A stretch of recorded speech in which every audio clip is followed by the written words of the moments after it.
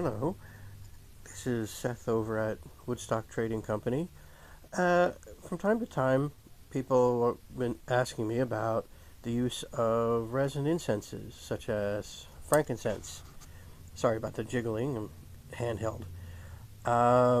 So I thought I would make a brief video showing how to use the resin incenses, such as frankincense or Paradise Valley or any of these other beautiful resin blends that we have. Not only that, but also herbs and spices can be added as well to enhance these resin incenses. So it begins with the charcoals. Okay, these charcoals have been impregnated with potassium nitrate so that they light themselves as such, but they need a little help. So I use a candle, you can use a lighter, whatever fire source you want. Just keep in mind this is going to sparkle a bit so it can put bits of carbon into your candle. So I use chopsticks, you can use whatever you want. And here we go. See? Sparkling. So some people hold these by hand. I don't necessarily recommend that. Now, I put them into a nice deep vessel, fireproof, such as this, which is ceramic, filled with, you can use sand, you can use, in this case, kitty litter, anything that will absorb heat. You want it to be nice and deep. If you're going to use beach sand, make sure you rinse it really, really well. And probably not a bad idea to bake it to burn off any organic material. Also, if you're going to use soil, whatever, you also want to make sure it's really dry, and you want to kiln it or bake it to make sure there's no organic matter in there because it will burn. Now we have one that's already lit over here. This will take just a few minutes to really get going. Not even. If you blow on it or fan it, it'll get going probably within 2 minutes, I guess. So over here, I have one. In fact, I'll even put it on a tile. I use these tiles. These charcoals produce a great amount of heat. They get very hot.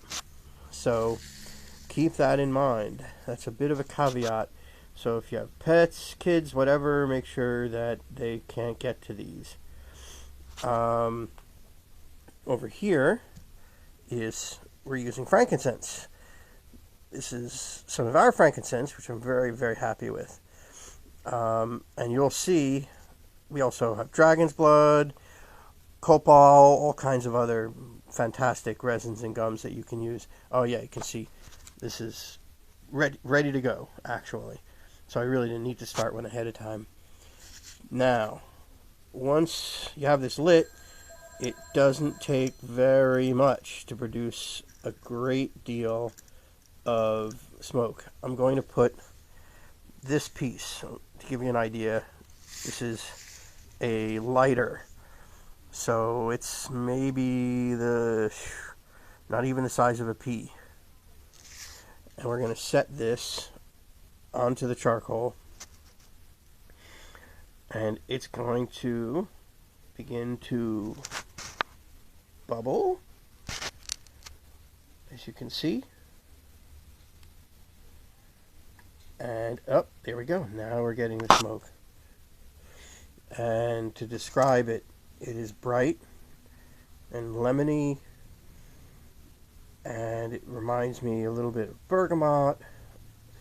And anybody that's ever been to a Catholic church certainly knows what frankincense smells like. That's what's in the censer that they swing around. As you can see, it gives off copious amounts of smoke. That's just from that one piece. So that then leads me to another caveat, and that is if you have, I'm going to take this off for why I'm going to tell you, if you have smoke alarms, if you can turn them off, I would.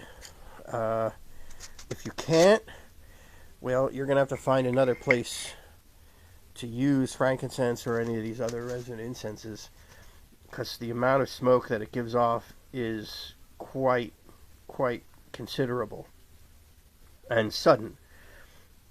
So do consider that. They're great for use outside as well. So if you wanted to give these resin incenses a try, come by. If you have any questions, you can also call 856-424-6166. My name is Seth. You can ask for me. I'm in pretty much all the week, sometimes weekends. And we'll get you set up. Thank you so much.